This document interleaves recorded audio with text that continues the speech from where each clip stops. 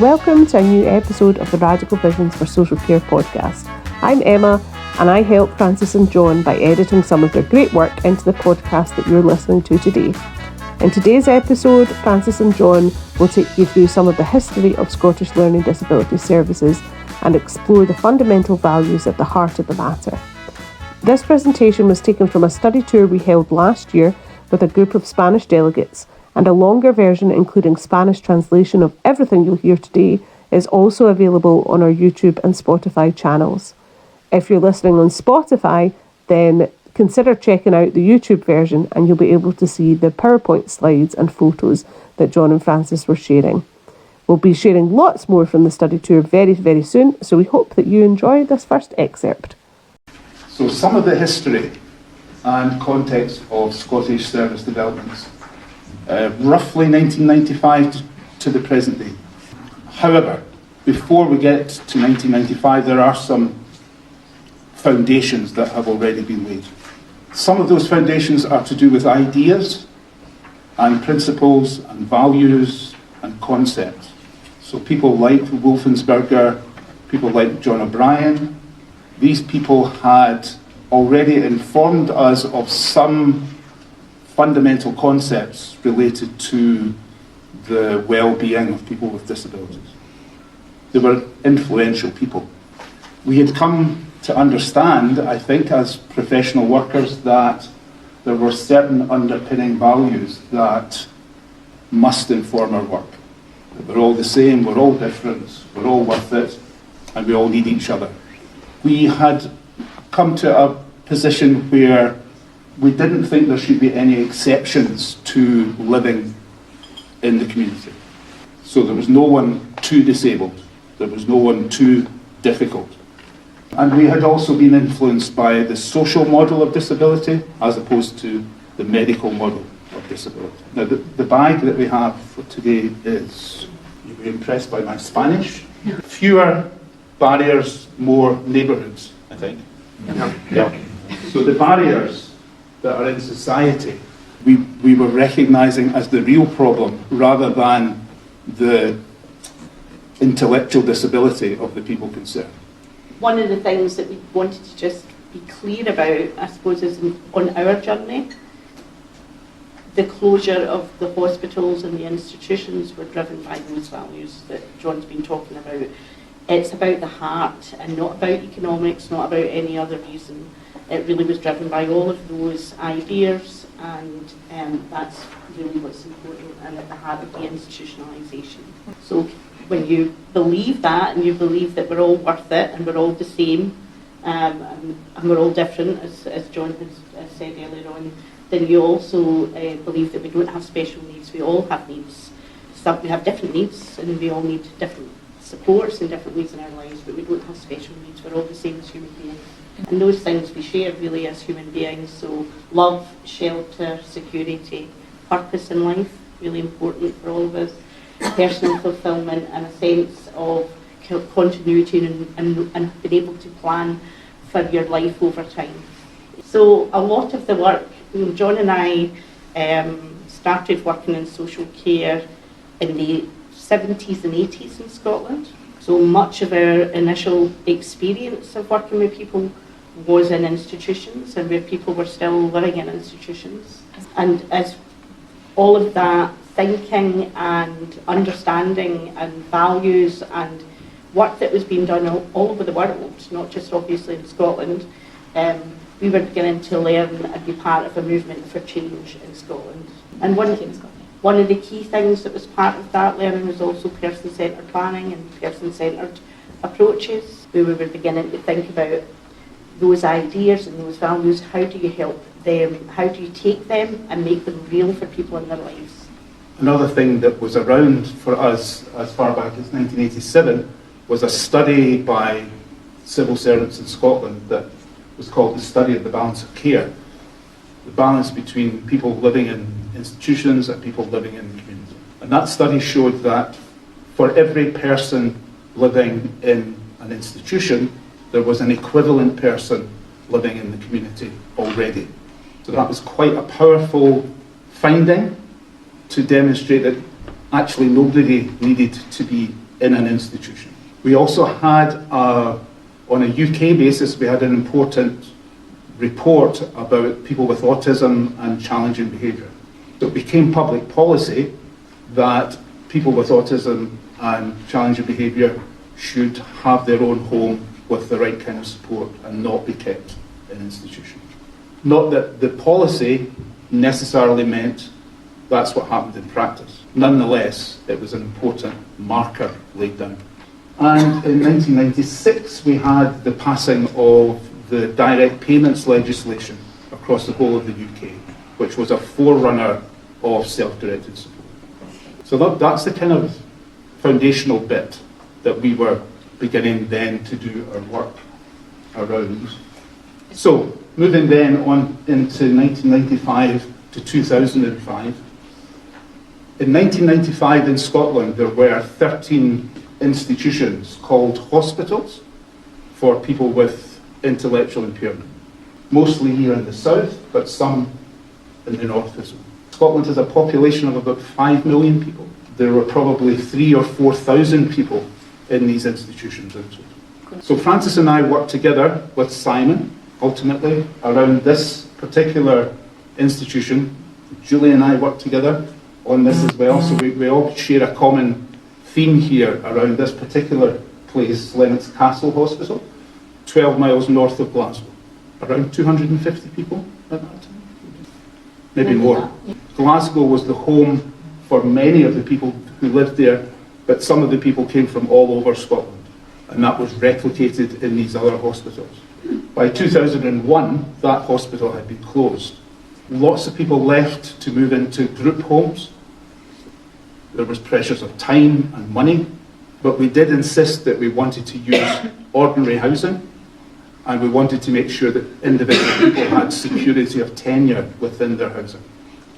Alongside this, there were changes in the Scottish political landscape.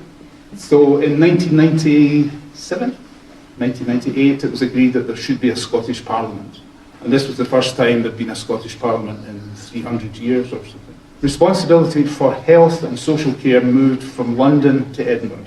We've already spoken about Wales. We've got this kind of complicated situation in the UK with different kinds of devolution in different parts of the United Kingdom. In Scotland, healthcare is provided by NHS Scotland, National Health Service, brackets Scotland, and social care is provided through a combination of local authorities and the third sector. The third sector is largely not-for-profit organisations, but there are some private organisations. So the Scottish Parliament, back in the year 2000, produced this document. The first time there was a kind of Scottish policy document for learning disability, and it was called The Same as You. The most important recommendation within the report was that all the hospitals should close by 2005. Some were already in the process of closing, but some were not. That was the first time that it was definite that they had to close. They had to close. What it didn't say was no new institution should open. And so this was the timeline for these places closing. That was a really significant period of time, 1995 to 2005, in addressing the historical institutionalisation of people with disabilities. So I'm going to take us just a bit back again to 1996, and this is a time that John mentioned that we were all collectively working within the closure of Lennox Castle. John and Julie, who are here, were involved in leading the closure from Health and Social Work in Partnership. Simon made a connection and discussed the idea of setting up a new organisation in Scotland at that time, called Inclusion Glasgow. Sorry. So that new organisation was supported by both John and Julie in their roles to give the opportunity to work very differently for some of the people coming out of Lennox Castle Hospital. So while many of the other people came out of Lennox Castle and still went into small group homes, maybe living with 3 or 4 people, Inclusion Glasgow made a decision that it would work with one person at a time and plan around what that one person needed in their lives to help them move back home into the community. And that's a picture of me many years ago with Simon, because I joined him in that journey really early on, setting up the organisation and thinking about what we needed to do for each person, but what we needed to do to be an organisation that could work in that flexible and different way. So from the work that we did, as John mentioned, in 1996, you could get a direct payment in Scotland and in Britain if you had a physical disability. But if you had a learning disability, that wasn't something that you could get access to. So that gave us some real clear ideas, because we believed that everybody should be able to have access to that level of control over their budget and their support. So we created within the organisation, as we developed it, the system that allowed everybody to have their own money, to have flexible support, to be able to focus on their own life and be in control. And we called that individual service funds. And that we didn't start off thinking it would work with people necessarily who needed lots of support or who were particularly the freedom fighters from the hospital, but actually because we were working one person at a time, that was the people that we actually worked with. So we ended up working with people who were really at times needed a lot, or were very difficult, or had difficult situations around them. So one of the things that we had to do was learn how to be that kind of organisation. Often we didn't know what we would do or how to do it, but we knew what not to do. So this is how some of the things that became the centre of the organisation at the beginning, which was we worked one person at a time. We built on what people had in their lives, their family, their friends, their community, if they still had it. And we thought there first. We were creative in thinking differently about how to develop or support somebody. We would never ask people to live together because they shared a disability, or they might be the same age group coming out of hospital, or whatever the reason. We did not ask people to live together unless they had a relationship and really wanted to live together. We would never refuse to work with anybody, regardless of whatever the story was or the issues or difficulties seemed to be. And one of the biggest things that we did and learned was that if the money was sitting alongside the person and was identified as their budget, then it really freed up people's rights, not just for now but for the future, because it was their budget. Important to say, nothing in the system around Inclusion Glasgow was set up to support that kind of working. The ideas were there, the movement was there, the values were there. We knew that we needed to make things different, and there was lots of people coming together to make that change. It was a real movement. But I would say this was one of the biggest opportunities to really test out that way of working and develop something from scratch that worked as an organisation differently. And that fed into the future of self-directed sport in Scotland and other organisations and learning across Scotland, England and further. Other places were doing it, but we didn't necessarily know across the world, but we weren't connected at that time.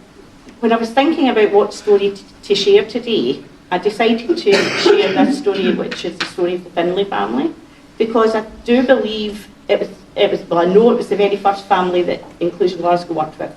And I think that because of them as a family and the way that Simon worked with them right from the very beginning, it really set the tone of the organisation for everybody else to come.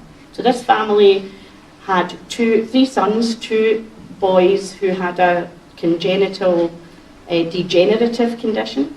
This is John Paul and his brother Brian. Both had the same condition. And they had lived at home with their family for many years. The family had supported them, but things had gone really badly wrong and the boys had ended up in hospital. Simon was asked as the very first piece of work for Inclusion Glasgow to go and meet with them and to think about what kind of service they would need around them. But when Simon went to meet with them, the family were saying, we want our boys home. And The reason they couldn't go home was because they lived in a very small casa and they only had 2 bedrooms for all the family and no space for help and support to come in. So the first thing that really needed to be addressed was getting the right house for the family and to help the family get back together and get the support that they wanted in place. So the reason I think that set the tone as well is because then Simon got some help again from health and social work, Julie and John. Julie. Eh? Julie. That was Julie. Pull it off. All right. Yeah. There you go. Can I just say, the accountant retired last year in her leaving speech. She said she thought she was going to get the sack for the rest of her career for what we did. And that bit allowed everybody to really understand that sometimes spending a smaller amount of money would enable that family to go back together and get a small amount of support for the level of need that the boys had, small amount of support. And they got that from family members. They employed family members and they managed the service. And they managed the budget, they managed who was coming in and out, and they lived like that for many years. The boys lived very well, you know. So they mirrored that idea of being in control, having a direct payment budget, and at that end where they really were able to, and then we worked with many people who had less abilities to do that. So we worked out how to do that in different ways. But that was very out there at the time. Just a final point to mention, really important in our work was the concept that you should separate housing from support. Your landlord should not be the same person as your support provider. This approach strengthens the rights of individuals and improves the level of flexibility available. So,